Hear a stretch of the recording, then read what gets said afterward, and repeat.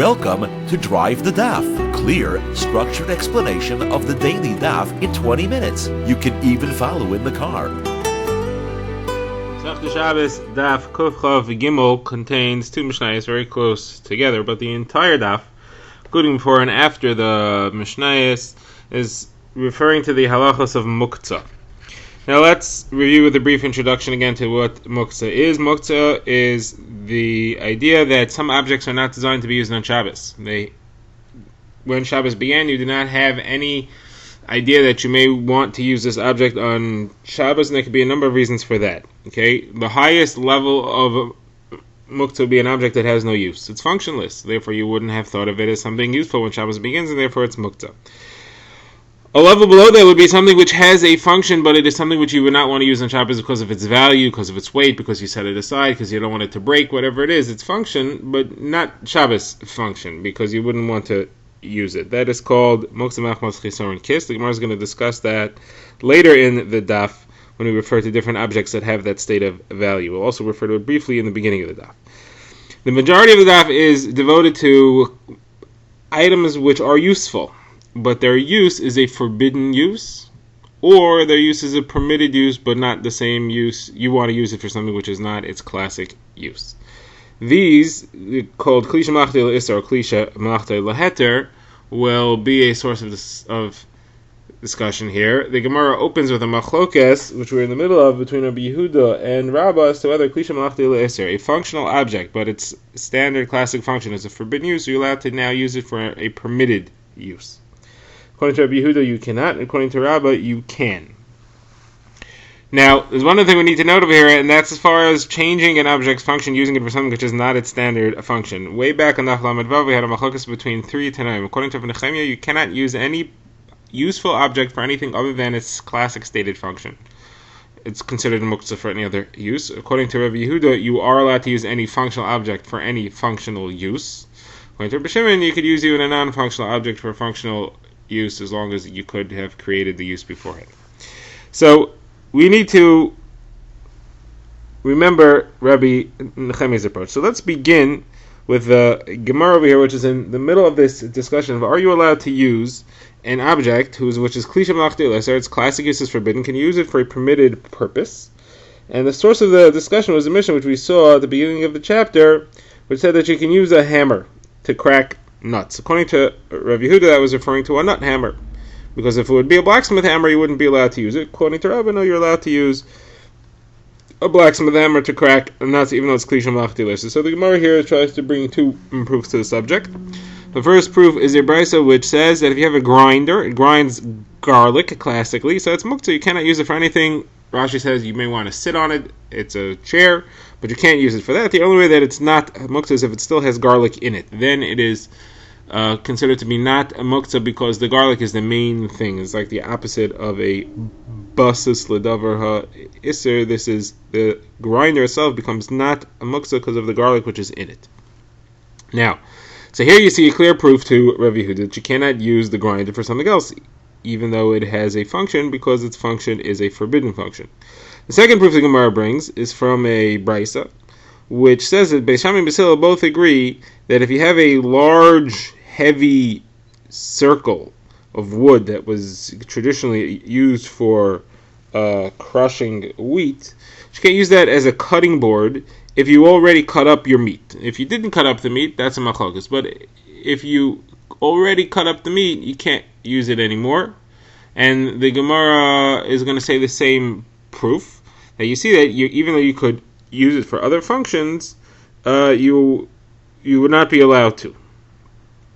Rashi lists some of the functions you could use it for. So these are the two proofs. The Gemara says that Rabbah's first attempt to answer was that these two brises are both according to Rabbi Nehemiah. Rabbi Nehemiah says you cannot change any object's function at all. This has nothing to do with us. We don't hold like Rabbi Nehemiah. We hold that you're allowed to change an object's function and use it for something else on Shabbos. Rabbi Nehemiah holds you can't. So that's why these brises say that you can't. But according to us, that you are allowed to change functions, you will also be allowed to use a object that has a forbidden function for permitted purposes. That was his first answer. And then he said, you know what? There's a different answer here. These objects are klisha malachtai. These objects are muktzah machmas chisor and kiss. They are big, they're heavy, and they are expensive. and they have specific functions that are very important that they stay that way, and therefore people set them aside and they don't intend to use them for anything. And even I would agree that a functional object which is valuable and expensive and you set aside, you would not intend to use on Shabbos, and therefore you cannot use it. Now, going back to the hammer, so we saw two opinions as to what kind of hammer was, a nut hammer or a blacksmith hammer. Now the Gemara brings two more opinions, which both agree with Rabbah, that it is a object whose classic use is forbidden. So we have Rav Chiya bar Abba says this is actually a hammer used for hammering out sheets of gold. You may think that you don't want to nick the hammer, but the chiddush is that you are allowed to use it to crack nuts, because even if it gets a nick, you can easily smooth it out by smacking it against a flat piece of wood. Now, Rav Shemin bar Abba says that this could even be a hammer that's used for grinding up spices.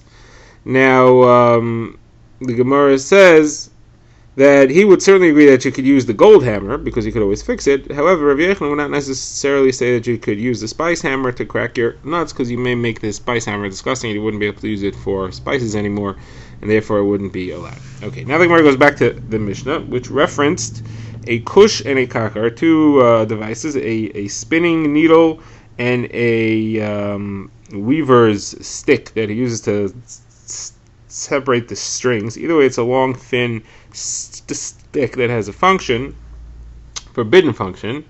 So the Gemara is going to go into a slightly different subject here, and that is moving a known muktzah object indirectly, meaning you're using something else to move the object. So what's the case here? So the Gemara brings a brisa which discusses the following case. Let's say you have unripe figs which are hidden in a pile of straw in order to help them ripen, or a cake of some sort which is actually hidden under coals so that it continues to bake. So you want to get these things out. The problem is that the stuff that is hidden in the straw or the coals are muktzah, and if you pull the object out, if you pull out the fig or the cake, you're going to move the muktzah. You're allowed to do that or not. So the Gemara says, Rav ben Tadai says that the Gemara quotes the Tanakama, who says that you are allowed to move it only if it's sticking out, so you can grab the object and then you can pull out. You don't have to worry about the coals that move, they fall off on the side, or the straw that falls off the side. If, however, you can't reach it, then you can't move the muktzah things out of the way. Now the Gemara says, Rav ben Tadai disagrees. Says you're allowed to take a stick like this kush or a karkar, these devices, and you could use it to clear the straw or the coals away a little bit, so you should be able to grab it or flick it out from where it is. So the Gemara says, so you see here that Rav ben Tadai is saying, and Rav Nachman says that the halacha is like him, that you're allowed to move the muktzah. If you're holding a stick, you want to move the muktzah out of the way to get to the object which is hidden under it. And you have a stick which isn't muktzah because it's kalisha malach iser. It has a function. It's part of a device. So you're allowed to use it. So that seems to indicate that Rav Nachman holds that moving muktzah through another object which you're holding in your hand is permitted. That's what we call tultul min hatzad. So Gemara says that that's problematic, because Rav Nachman says an opposite halacha. Rav Nachman says if you have a radish hidden in the ground and you want to pull it out of the ground, it's not hidden in the ground because it's growing there, it's in there for storage. So it depends. If the wide part of the radish, meaning the leaves, are on the bottom, so you can't pull it out because you'll move the dirt out of the way if you do. You can only move it if it has a narrow on at the bottom, so you don't have to move the dirt out of the way. So the Gemara says this is a contradiction to this Rav Nachman, who seems to say that you are allowed to move the dirt and you don't have to worry about the things that fall off as you're moving it indirectly. So the Gemara says Rav Nachman changed his mind from that halacha. He no longer says it's a problem, and now he agrees that it is okay and you don't have to worry about it. Okay, that's the end of that subject. Now the Gemara moves to the subject of objects which are broken. When are they considered useful, and when are they not considered useful? Now, there are two related subjects which are sometimes compared and sometimes different, and that is Hilchos Shabbos and Hilchos Tumah. In Hilchos Tumah, an object is only tamei, or able to be mekabel Tumah, if it is functional. In Hilchos Shabbos, an object is only useful and therefore not muktzah if it's functional. If it's not functional, then it should be muktzah, and if it's not functional, it should also be unable to be mekabel tuma. So the Gemara in the past has compared the two. Now the Gemara is not going to be so sure if you can compare the two or not, and we'll have some discussion on that subject here. So the Gemara quotes the Mishnah. The Mishnah said that you're allowed to use a needle, even though it is a sewing object, which is a kli shemachdus. You're allowed to use it to take out a thorn from your hand. So Gemara introduces the following thing. The Gemara says that Rava, the son of Rabba, sent a question to Rav Yosef. What's the halacha about a needle whose eye is snapped off or the point is snapped off? Is that considered to be a functional object and therefore it's not muktzah, or it's non-functional and now it is muktzah? So he said, what do you mean? He sent back, he said, we learned that a proper use for a needle is to take out a thorn. So obviously the thorn doesn't care if you have an eye on the needle or not. So it can be snapped off, it's still functional. What's your issue? So Gemara says, a question on that. The Gemara says, what do you mean? I have a brisa that says that if I have a needle which has its point or eye snapped off, it's tahor, it's not makabel tom anymore. So you see that it's non-functional. So the Gemara has two approaches to this. The Gemara says, Abaye says you cannot prove anything from Tumah to Shabbos. Tumah, it has to be that it is a needle. If it's missing the eye, missing the point, it's not a needle. Shabbos, you don't need to be a needle. You need it to be a functional object. It's a splinter remover. That's functional, even if it's not a needle. Therefore, you cannot prove anything. Rava says, no, it's not true. The halachas are the same. If it's useful in Linyan Shabbos, it's useful in Linyan Tumah, and if it's not, and therefore the one who asks the question very well. So now the Gemara tries to bring it. Now we have a machlokes, Abaye and Rava. Is there a difference between Hilchos Shabbos and Hilchos Tumah or not? The Gemara immediately asks a question on Rava. We have a brisa which clearly says that if you have a needle that's missing its eye, so it's not muktzah. As far as Hilchos Shabbos, it's useful, but in Hilchos Tumah, there, it's an issue. It's not called functional. So Abaye says, no, I'm going to defend Rava here. This is not talking about our case. It's not talking about a needle where the eye snapped off. That case, Rava will defend himself, and he would say that Hilchos Shabbos and Hilchos Tumah are the same. Once the thing snapped off, it's garbage. You throw it in the garbage. It's useless in Tumah, and it's useless in Shabbos. This is talking about where you have a needle that you didn't finish making yet. You didn't install the eye yet. Now, in Shabbos, it could be that it's useful already, because you may decide that I'm never going to make it into a needle, therefore you'll keep it. However, in Tumah, it hasn't finished its process yet, and therefore it's not useful. Now the Gemara has a different discussion which comes back to be related to using needles to take out thorns. The Gemara discusses straightening out the limbs of a child when he's just born. There was a treatment that they used to do to make sure that the limbs are all properly aligned. So you're allowed to do that on Shabbos or not. So Rav Nachman says you're not allowed to because it's like mitaken, it's like fixing something, even though you're fixing a human. And Rav Sheshes says it is okay, that's not called fixing, it's fixing a human. Now Rav Nachman says, what's my source that it's forbidden? Because we see that you're not allowed to drink a chemical to make you vomit on Shabbos in order you should be able to eat more, though some people like to do that. So that's my proof, because that's called fixing. It's called fixing yourself. So you see that fixing a human is called fixing and it's forbidden. Rav Sheshes says, no, that's not a proof. That's not a normal thing to do. This is a normal thing to do. This is what we do for kids all the time when they're born. And therefore it's not called fixing. It's not called a special, a fixing something that's broken. It's called normal activity. Now, the Gemara has another proof, and that's we see that in our Mishnah says you're allowed to use the needle to take out the thorn. Well, isn't that called fixing? The Gemara says, no, it's not the same. The thorn's not part of your body. Fixing means when it's part of your body. The thorn that's stuck in is a separate entity that's not called fixing you. Okay, now we get to the next Mishnah. The Mishnah discusses a device, which was a long, thin tube, which was used to stir olives that are lying in a large container so that they become soft and partially rotted to make them easier to squeeze the oil out of them. So you would stir it with this long rod. So the Gemara says, the Mishnah says that sometimes there was a stopper that they put in the end of the stick, or it might not have been a stopper, it might have been a large lump, depending on how you understand the word. And when you had that on there, you were able actually to take it out and check the content of the oil. Some of the oil would be stuck onto the rod, and you could check how well the oil is and whether it's ready to go to the oil press or not. So the Mishnah says halacha is as follows. If the stopper is on there, so then the object is mekabel tumah. If the stopper is not on there, it's not mekabel tuma. Either way, it's not muktzah, and you're allowed to move it on Shabbos. So the Gemara wants to know, why is it mekabel tuma? It's made out of wood, and it doesn't hold on to anything. It has no base kibble. It doesn't hold the oil. It's just a long, straight, flat stick. So Gemara, right, and the halach is that pshuti klietz, which is those types of wooden objects, are not mekabel tuma ever, under any circumstances.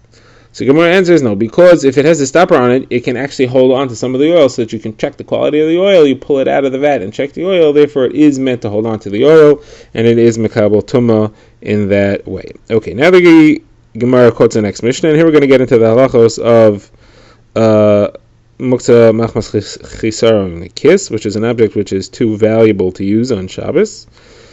And the Mishnah says that Rav Yossi says that every type of kli is permitted to be used on Shabbos. It's not muktzah except for a very big saw and the blade of a plow. First, the Gemara adds a number of devices that are also muktzah machmas chisaron kiss. It's Rav Nachman and Abaye. They add a copper device which is built by Kasiv, and the washer women used to use it either to wash clothes and dry them or to smoke fragrance into the clothing.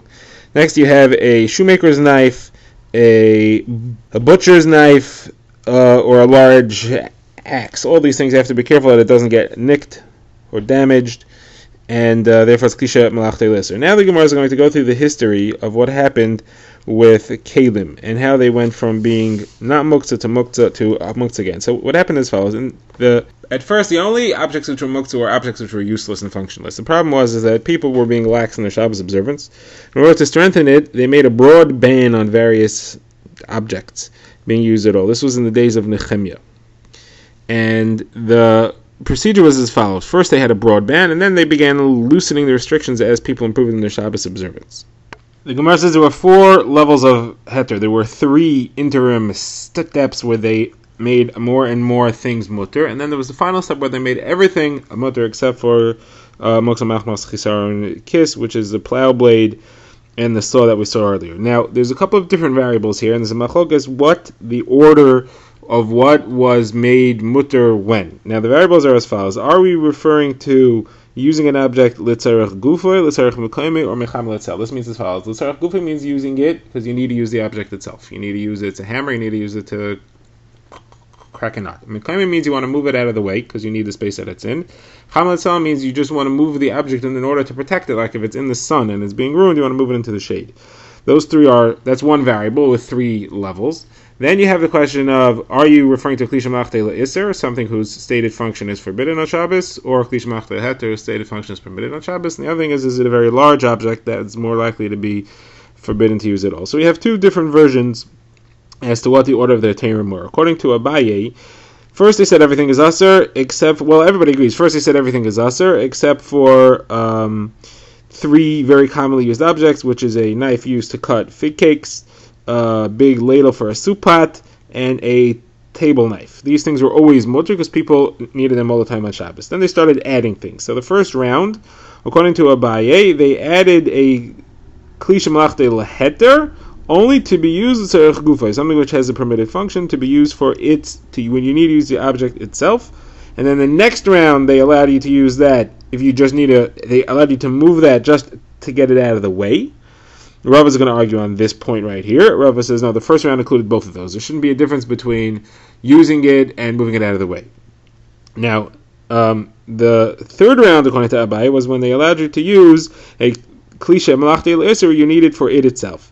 However, using a klisha malachtei le'isser, moving a klisha malachtei le'isser out of the way remains forbidden. That was never permitted. And what it means when it says that they allowed everything in the end, that just means that they allowed all the sizes. Even if it's so large that you need 2 hands to hold it or 2 hands to use it, you're still allowed to use the object. So according to Abaye, klisha malachtei le'isser l'tzarech mekayme remains forbidden. He doesn't say anything about moving things mecham letzal to protect the object itself. Now Rava says, like we said earlier, Rava says it can't be. There is no difference between tzarech guf and tzarech mekayme, moving it to use it or moving it to get out of the way. So Rava says the first round of heter was that they allowed every klisha malachtei leheter